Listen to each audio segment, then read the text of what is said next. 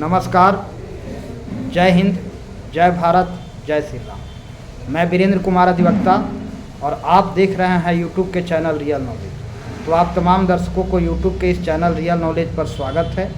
और आज मैं पुनः पूर्व की भांति इस चैनल पर एक इन्फॉर्मेटिव वीडियो लेकर प्रस्तुत हूँ। तो आज मैं बात करूँगा लोकसभा या विधानसभा के आम चुनाव के संबंध में। इस मसला से जुड़ा हुआ, इस विषय से जुड़ा हुआ अनेक प्रश्नों का उत्तर लेकर के आज मैं यहाँ इस चैनल पर प्रस्तुत हूँ। तो चलिए अब मैं बातों की शुरुआत करता हूँ। जनप्रतिनिधि कानून 1951 के तहत क्या प्रावधान है, कौन से प्रत्याशी अभ्यर्थी सांसद के चुनाव में, लोकसभा के चुनाव में या विधानसभा के चुनाव में अभ्यर्थी होने के पात्र हैं, अभ्यर्थियों की पात्रता क्या है, आदि अनेक प्रश्न हैं। सिक्योरिटी मनी यानी प्रतिभूति की राशि के रूप में कितनी राशि जमा करनी पड़ती है, ये तमाम बहुत सारे इन्फॉर्मेटिव जानकारी लेकर के आज मैं आप लोगों के समक्ष प्रस्तुत हूँ।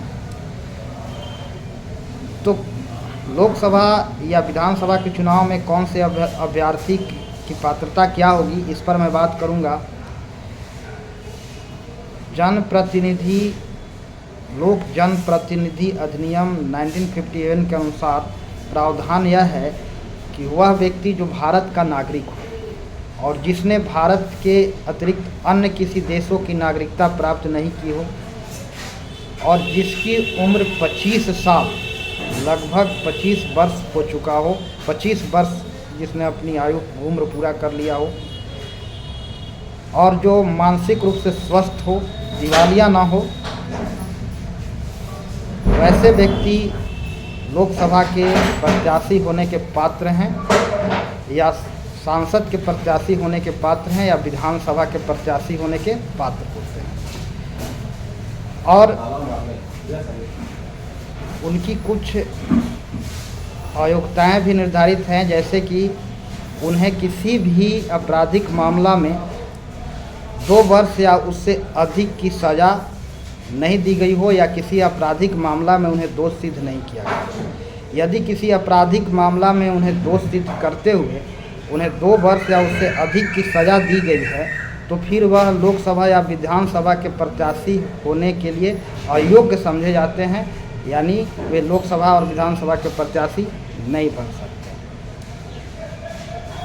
दूसरा, अगर किसी व्यक्ति को, अभ्यर्थी को किसी चुनाव आयुक्त द्वारा मान्यता प्राप्त पार्टी के द्वारा टिकट दिया जाता है, चुनाव आयोग द्वारा मान्यता प्राप्त किसी राजनीतिक दल द्वारा यदि उन्हें टिकट दिया जाता है, उसे प्रत्याशी बनाया जाता है, तो उनके लिए मात्र एक प्रस्तावक की ज़रूरत होती है।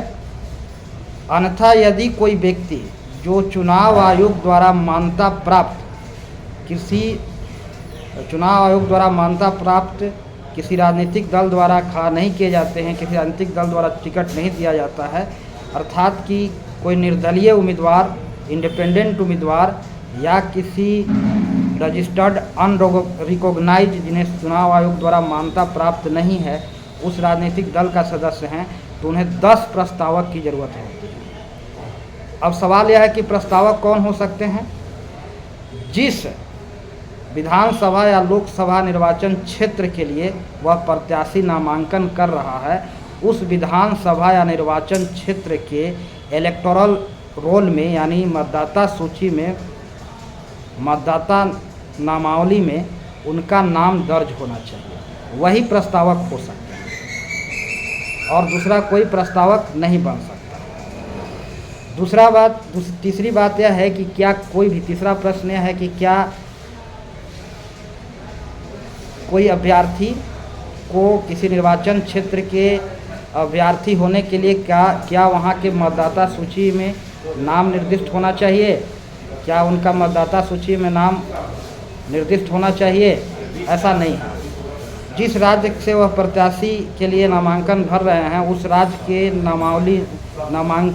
प्रत्याशी सूची में किसी भी जगह में निर्वाचन नामावली में उनका नाम दर्ज होना चाहिए। ज़रूरी नहीं है कि जहाँ से जिस निर्वाचन क्षेत्र से खड़ा हो रहे हैं सिर्फ उसी निर्वाचन क्षेत्र में ही उनका नामावली में निर्वाचन नामावली में नाम दर्ज हो। राज्य भर के कहीं भी किसी भी जगह के निर्वाचन नामावली में मतदाता सूची में उनका नाम दर्ज होना चाहिए। और जनप्रतिनिधि कानून 1951 के तहत उसे प्रतिभूति के रूप में, यदि वह लोकसभा के चुनाव के लिए खड़ा हो रहे हैं तो प्रतिभूति के रूप में 25,000 रुपया सिक्योरिटी मनी जमानत राशि के रूप में जमा करना पड़ता है। और यदि वह विधानसभा निर्वाचन क्षेत्र के लिए खड़ा हो रहे हैं तो उन्हें 10,000 जमानत राशि के रूप में जमा करना पड़ता है। और ये जमानत राशि रिफंडेबल भी होता है, लेकिन इसके लिए कंडीशन है, शर्त है। यदि कोई प्रत्याशी कुल पड़े वैध मतों का 1/6 मत यानी कि छठा भाग अगर मत प्राप्त करने में असफल रह जाता है तो उसका जमानत राशि जब्त हो जाता है, उसका जमानत राशि रिफंड नहीं होता।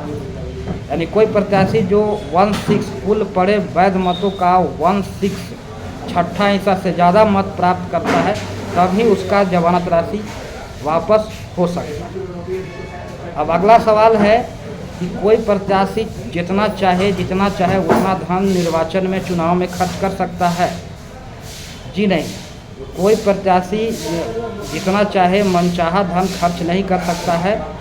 लोक जनप्रतिनिधि अधिनियम 1951 के अनुसार यह प्रावधान है कि बड़े राज्यों में जैसे बिहार, उत्तर प्रदेश, मध्य प्रदेश, आंध्र प्रदेश जैसे बड़े राज्यों में लोकसभा निर्वाचन क्षेत्र के लिए अधिकतम 40 लाख रुपया खर्च किया जा सकता है। और छोटे राज्यों इन बड़े राज्यों के लिए विधानसभा निर्वाचन क्षेत्र के लिए अधिकतम 16 लाख रुपया खर्च किया जा सकता है, उससे ज़्यादा खर्च नहीं किया जा सकता। और नाम निर्देशन की तिथि से चुनाव परिणाम तक के तिथि तक किसी प्रत्याशी द्वारा दैनिक जो भी खर्च किया जाता है उसका लेखा जोखा ब्यौरा उन्हें रखना पड़ता है और फिर उसे जिला निर्वाचन पदाधिकारी के